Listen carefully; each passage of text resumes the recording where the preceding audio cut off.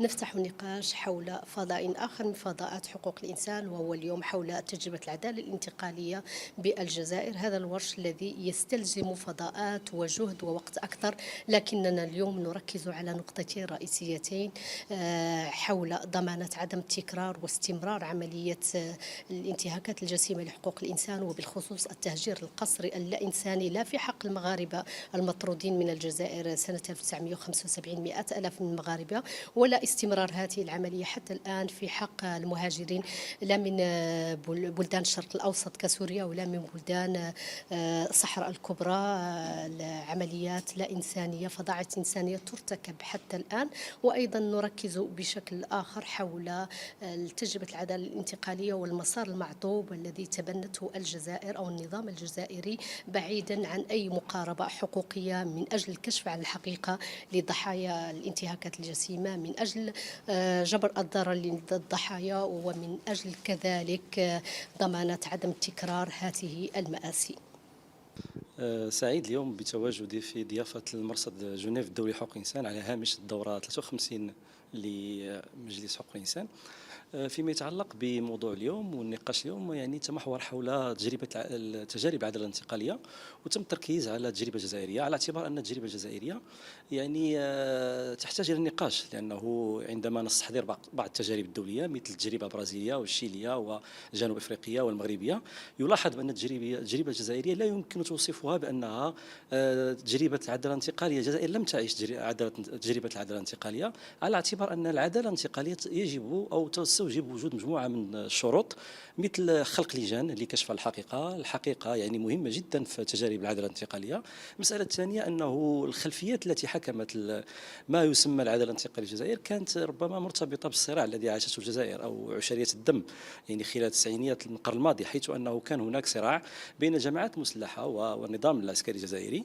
ومن الغرابه ان هذا النموذج ان كان الحديث عن العداله الانتقاليه في معرض ان هناك مصالحه مع ما يسمى الارهابيين، بمعنى انه النظام الجزائري اعلن عن العداله الانتقاليه او المصالحه الوطنيه انطلاقا من المصالحه مع التنظيمات التي كان يصفها بانها ارهابيه.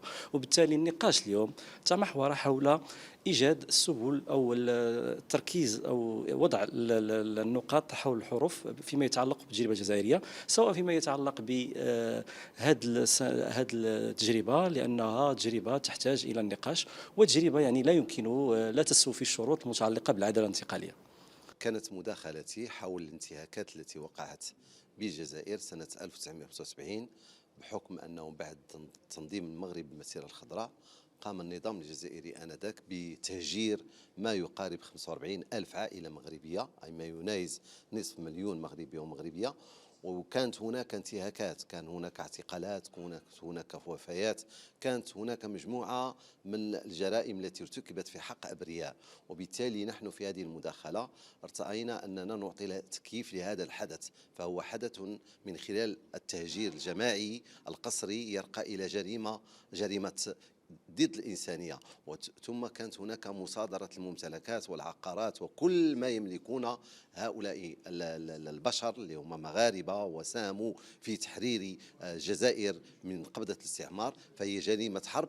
إضافة أن كانت هناك إبادة ورعب وإرهاب للأطفال والنساء، فهي تعتبر من ناحية القانون الدولي جريمة إرهاب. وبالتالي نحن في هذه المداخلة حاولنا من خلال تسليط الضوء على هذه الانتهاكات، هل يمكن للنظام الجزائري أن يقوم بمصالحة تاريخية ويحقق ما يسمى بالعدالة الانتقالية، وما هي الآليات التي يمكن أن تتبنى هذه العدالة الانتقالية. إضافة أن هناك توصيات أممية صدرت من لجان الاختفاء القسري ولجنة حقوق العمال المهاجرين التي تجرم هذا العمل. إضافة أن كان هناك نداء من أجل خلق آلية أممية لمنع تهجير الشعوب، وعلى المنظمات الحقوقية وكل الفاعلين والمهتمين من أجل دعوة المفوضية العليا للأمم المتحدة ومن خلال مجلس حقوق الإنسان لخلق لجنة أممية لمنع التهجير وعدم تكرار عملية التهجير، لأنه يدخل في إطار